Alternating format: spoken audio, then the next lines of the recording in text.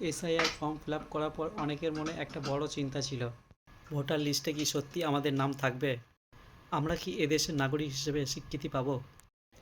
এই প্রশ্নগুলোই অনেক মানুষকে ভাবিয়েছে, কষ্ট দিয়েছে, অনিশ্চয়তায় রেখেছে।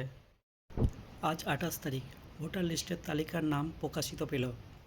অনেকে এই ভোটার লিস্টের নাম তালিকা পেয়ে গেছেন, অনেকে এখনও দেখতে পায়নি। এই ধরনের ভোটার লিস্টের তালিকা দেখতে পাবেন।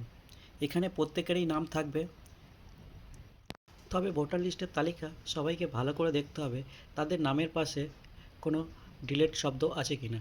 যদি ডিলেট শব্দ থাকে তাহলে ভাবতে হবে তিনি ভোটার লিস্টের তালিকা থেকে নাম বাদ চলে গেছে। কারো নামের পাশে যদি আন্ডার অ্যাডজুডিকেশন লেখা থাকে তাহলে ভাবতে হবে তার নথি যাচাইয়ের পজিশানে আছে। আর যদি আপনার নামের পাশে কোনো কিছু নাই লেখা থাকে তাহলে বিতর্কহীনভাবে আপনি ভোটার লিস্টের তালিকায় নাম পাচ্ছেন।